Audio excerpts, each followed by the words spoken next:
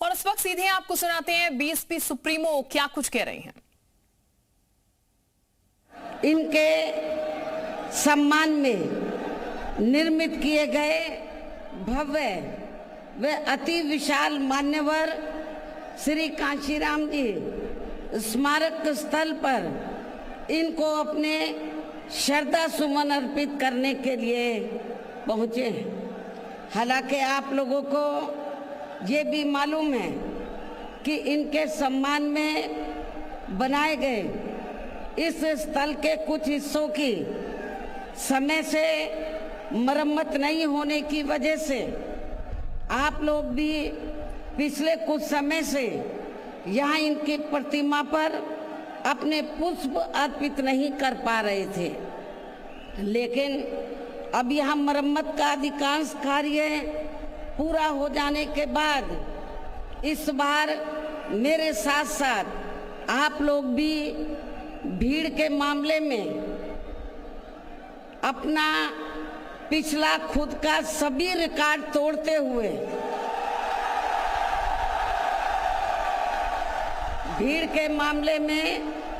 अपना पिछला खुद का सभी रिकॉर्ड तोड़ते हुए यहाँ लाखों लाखों की संख्या में इस स्थल पर मान्यवर श्री कांशीराम जी को अपने श्रद्धा सुमन अर्पित करने के लिए पहुँचे हैं, जिसके लिए पार्टी आपकी बहुत बहुत आभारी है। साथ ही वर्तमान राज्य सरकार की भी बहुत बहुत आभारी है, और इसलिए आभारी है क्योंकि इस स्थल को देखने वाले लोगों के टिकटों का इकट्ठा हुआ पैसा पूर्व की रही सपा सरकार की तरह वर्तमान भाजपा की राज्य सरकार ने इसे दबाकर नहीं रखा है, बल्कि पार्टी के आग्रह करने पर इसकी मरम्मत करने पर पूरा खर्च किया है। इस संबंध में मैं आप लोगों को ये बताना चाहती हूँ, जब यूपी में हमारी सरकार थी और ये मान्यवर श्री कांशीराम जी के आदर सम्मान में ये जो विशाल स्मारक स्थल जब बनाया गया था, तो हमने उसी समय हमारी सरकार ने ये व्यवस्था की थी कि हम देखने वालों के लिए इस पर हम टिकट की व्यवस्था करेंगे, और इसका जो पैसा आएगा टिकट का तो वो किसी और मद पर खर्च नहीं किया जाएगा, बल्कि जितने भी उत्तर प्रदेश की राजधानी लखनऊ में जो स्मारक बने हैं, पार्क बने हैं, तो उनके रख रखाव पर खर्च किया जाएगा। तो ये हमने व्यवस्था की थी, लेकिन दुख की बात ये है कि जब वर्तमान भाजपा की सरकार से पहले यहाँ सपा की सरकार थी, तो सपा की सरकार ने उस टिकट के पैसे को दबा कर रखा, एक पैसा खर्च नहीं किया इनके रख रखाव पर, और हालत बड़ी जर्जर हो गई थी स्थलों की। यही नहीं, और भी स्थल थे, पार्क थे, उनकी हालत बड़ी खराब हो गई थी। तो तब मैंने उत्तर प्रदेश के मुख्यमंत्री जी को ये कहा, लिखित चिट्ठी के जरिए उनसे रिक्वेस्ट किया कि हम आपसे ये नहीं कहते कि दूसरे मद का पैसा आप इनके रख रखाव पर लगाओ, तो जो देखने वालों का टिकटों का पैसा काफी बड़ी तादाद में इकट्ठा हो गया है गवर्नमेंट के पास, उस पैसे को इनके रख रखाव पर लगाया जाए। तो उत्तर प्रदेश की वर्तमान भाजपा की सरकार ने इस मामले को दिखवाया पूरा, और उसके बाद उन्होंने हमें कमिट किया, प्रॉमिस किया कि हम जो भी पैसा टिकटों को आया है हम दूसरे मत पे नहीं लगाएंगे, बल्कि इन स्थलों के रखरखाव पर लगाएंगे। उन्होंने ये लगाया, इसलिए हमारी पार्टी उनकी आभारी है। लेकिन वही दूसरी तरफ समाजवादी पार्टी की जब यूपी में सरकार थी और ये स्थल बन चुके थे, तो उन्होंने इनके रखरखाव पर कोई पैसा खर्च नहीं किया, टिकटों का पैसा दबा कर रख लिया। लेकिन जब अब वो सत्ता से बाहर है समाजवादी पार्टी, तो अभी 2-3 दिन पहले वो मीडिया में खबर छपवा रहे थे कि हम मान्यवर श्री कांशीराम जी के सम्मान में संगोष्ठी करेंगे। लेकिन जब वो सरकार में रहते हैं तो ना उन्हें पीडीए याद आता है और ना मान्यवर श्री कांशीराम जी की जयंती और ना ही पुण्यतिथि उनको याद आती है सरकार में रहकर। लेकिन जब वो सत्ता से बाहर हो जाते हैं तो समाजवादी पार्टी को फिर याद आता है कि हमें संगोष्ठी करनी चाहिए। मैं सपा मुखिया अखिलेश यादव से मैं ये पूछना चाहती हूँ, यदि मान्यवर श्री कांशीराम जी के प्रति आपका इतना ही आदर सम्मान था, तो जब यूपी में मेरी सरकार थी तो मेरी सरकार ने अलीगढ़ मंडल में कासगंज के नाम से अलग से जिला बनाया। उस जिले का नाम मान्यवर श्री कांशीराम जी नगर के नाम से रखा था। लेकिन जैसे ही समाजवादी पार्टी पावर में आई, उन्होंने नाम बदल दिया। मान्यवर श्री कांशीराम जी के नाम पर हमने कॉलेज, यूनिवर्सिटी, अनेकों संस्थानों के नाम रखे, अनेकों संस्थानों के नाम रखे, जनहित की योजनाएं शुरू की। सारी के सारी अधिकांश जो बड़ी बड़ी योजनाएं थी वो सभी के सभी इन्होंने बंद कर दी समाजवादी पार्टी की सरकार ने। ये इनका दोगला या दोहरा चरित्र नहीं है तो क्या है? जब ये सत्ता में रहते हैं ना इनको पीडीए याद आता है और ना पीडीए के जो संत गुरु और महापुरुष है वो भी याद नहीं आते हैं। जब ये सत्ता से बाहर हो जाते हैं तब इनको हमारे संत गुरु और महापुरुष याद आते हैं। तो ऐसे दोगले लोगों से आप लोगों को बहुत ही सावधान रहने की जरूरत है। और अब मैं मान्यवर श्री कांशीराम जी जो पंजाब राज्य के एक मध्यम दलित परिवार में पैदा हुए हैं, तो इनके बारे में मैं ये कहना चाहूंगी कि इन्होंने भारतीय संविधान के मूल निर्माता एवं दलितों व अन्य उपेक्षित वर्गों के मसीहा परम पूज्य बाबा साहब डॉक्टर भीमराव अंबेडकर की मूवमेंट से व इनके कड़े संघर्ष एवं अथक प्रयासों से देश के खासकर करोड़ों दलितों, आदिवासियों, पिछड़े वर्गों, मुस्लिम व अन्य धार्मिक अल्पसंख्यक समाज के भी हित में भारतीय संविधान में दिए गए कानूनी अधिकारों से प्रेरित होकर तथा उनके बताए हुए रास्तों पर चलकर फिर अपनी पूरी जिंदगी इनके अधूरे रहे कारवां को मंजिल तक पहुंचाने के लिए समर्पित की है। और इसके लिए उन्होंने यानी कि मान्यवर श्री कांशीराम जी ने अपने माँ बाप, भाई बहन, रिश्ते नाते व सरकारी नौकरी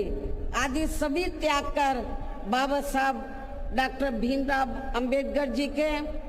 उस अधूरे रहे कारवां को पूरा करने के लिए लगा दी है, जो बाबा साहब ने यहाँ देश के करोड़ों दलितों एवं अन्य उपेक्षित वर्गों के लोगों को ये कही थी कि मैंने, बाबा साहब ने क्या कहा था कि मैंने अपने कड़े संघर्ष एवं अथक प्रयासों से इन वर्गों के लोगों को भारतीय संविधान में इन्हें संविधान के इन्हें स्वाभिमान के साथ जिंदगी व्यतीत करने व खुद अपने पैरों पर खड़े होने के लिए कानूनी अधिकार तो जरूर दिला दिए हैं, लेकिन उनका सही से पूरा लाभ लेने के लिए इन सभी वर्गों के लोगों को अर्थात बहुजन समाज के लोगों को आपस में एकजुट होकर व इन्हें अपने विशाल वोटों के जरिए यहाँ केंद्र एवं राज्यों की भी राजनीतिक सत्ता की मास्टर चाबी खुद अपने हाथों में लेनी होगी। ये परम पूज्य बाबा साहब डॉक्टर अंबेडकर ने कहा था, तभी फिर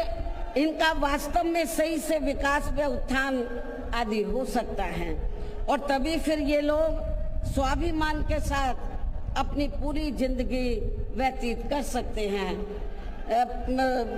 क्योंकि इस मामले में बाबा साहब डॉक्टर भीमराव अंबेडकर जी का ये कहना था कि देश में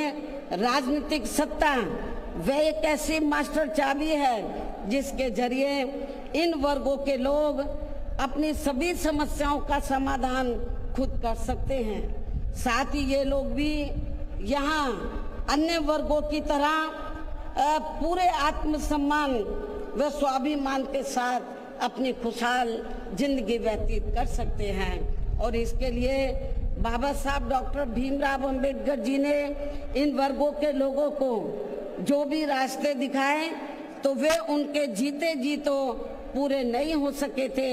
जिन्हें फिर उनके देहांत के बाद उन रास्तों पर चलने व उनके इस अधूरे रहे कारवां को मंजिल तक पहुंचाने के लिए मान्यवर श्री कांशीराम जी ने अनेकों कष्ट झेलकर अपनी पूरी जिंदगी लगा दी है और वे अपने जीते जी इस मकसद में काफी हद तक कामयाब भी हुए हैं और खासकर इन्होंने यहाँ आबादी के हिसाब से देश के सबसे बड़े प्रदेश उत्तर प्रदेश में अपनी पार्टी के नेतृत्व में कई बार सरकार बनाकर व उत्तर प्रदेश सहित नजदीक के लगे राज्यों में भी पार्टी के कुछ सांसद व विधायक आदि भी जिताकर बाबा साहब के कारवां को काफी हद तक आगे बढ़ाया है। इतना ही नहीं बल्कि मान्यवर श्री कांशीराम जी के देहांत होने से पहले उनकी ये दिली तमन्ना थी कि जहां आबादी के हिसाब से देश के सबसे बड़े प्रदेश उत्तर प्रदेश में जहां दलितों एवं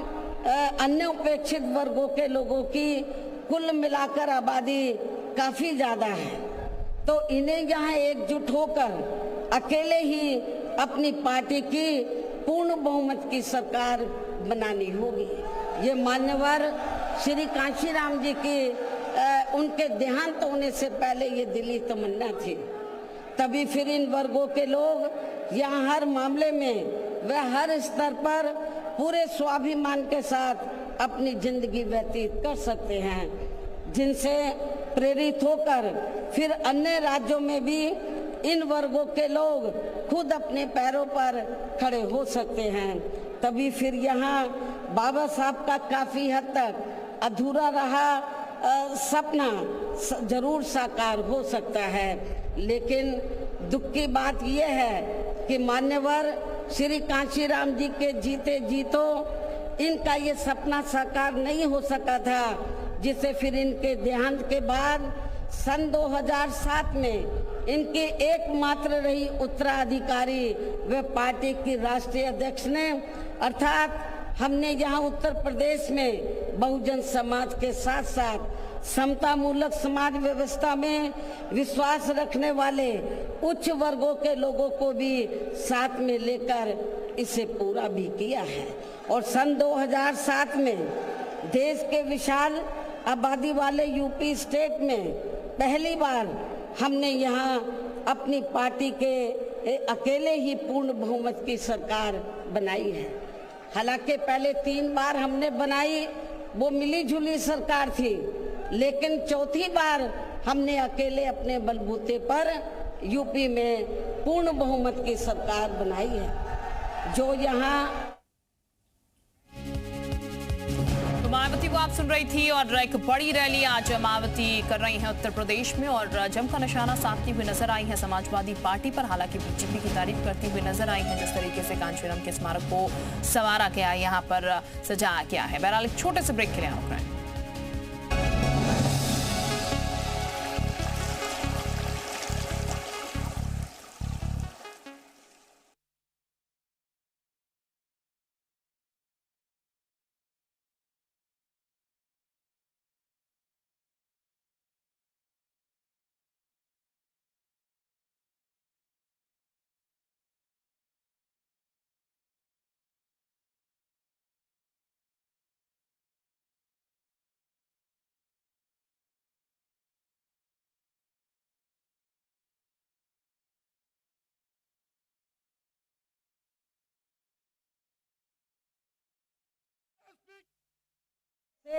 ये सब भी हमें काफी कुछ झेलना पड़ा है, लेकिन ऐसे विकट व संघर्ष भरे हालातों में भी हमने बाबा साहब डॉक्टर भीमराव अंबेडकर के बताए हुए रास्तों पर चलकर यहाँ उत्तर प्रदेश में सन 2007 में हुए विधानसभा चुनाव में अकेले ही ये चुनाव लड़कर फिर अपनी पार्टी की पूर्ण बहुमत की सरकार बनाई है। और हमने यहाँ बाबा साहब डॉक्टर भीमराव अंबेडकर एवं मान्यवर श्री कांशीराम जी आदि के सपनों को काफी हद तक साकार किया है। और इसके लिए हमने अपनी सरकार में यहाँ जातिवादी, संकीर्ण व पूंजीवादी व्यवस्था के शिकार रहे लोगों को अर्थात सर्व समाज में से खासकर गरीबों, दलितों, आदिवासियों, पिछड़े वर्गों के साथ साथ मुस्लिम एवं अन्य धार्मिक अल्पसंख्यक समाज के लोगों के भी हित व कल्याण में अनेकों ऐतिहासिक कार्य किए हैं, जिनके नाम बदलकर उन्हें अब अन्य राज्यों में विभिन्न पार्टियों की सरकारें भुना रही हैं, जबकि इसका वास्तव में असली श्रेय बीएसपी को ही जाता है। साथ ही हमारी पार्टी की रही सरकार ने दलितों एवं अन्य उपेक्षित वर्गों के लोगों के हितों का सभी मामलों में पूरा ध्यान रखा है। खासकर आरक्षण का तो इन्हें पूरा लाभ दिया है। इतना ही नहीं बल्कि हमने यह अपनी सरकार में सर्व समाज में से गरीबों, मजदूरों, बेरोजगारों, किसानों, वकीलों, कर्मचारियों, व्यापारियों एवं अन्य मेहनतकश लोगों के साथ साथ यहाँ छात्रों, युवाओं, महिलाओं व बुजुर्गों आदि के भी हितों में काफी महत्वपूर्ण कार्य किए हैं, जिनसे इन्हें काफी ज्यादा लाभ पहुंचा है। इनके साथ साथ हमारी पार्टी की रही सरकार ने प्रदेश में अपराध नियंत्रण एवं कानून व्यवस्था को भी चुस्त व दुरुस्त करने के लिए यहाँ जाति, धर्म व दलगत राजनीति से ऊपर उठकर कार्य किए हैं, ताकि प्रदेश में अमन चैन व शांति व्यवस्था आदि कायम रहे, जिसकी प्रदेश में उस समय काफी जरूरत भी थी। साथ ही कानून व्यवस्था के मामले में हमने यहाँ हर स्तर पर अन्याय, अपराध व भय मुक्त वातावरण भी पैदा किया है। इस प्रकार से हमारी पार्टी की पूर्ण बहुमत की रही सरकार ने यहाँ सर्व समाज के लोगों को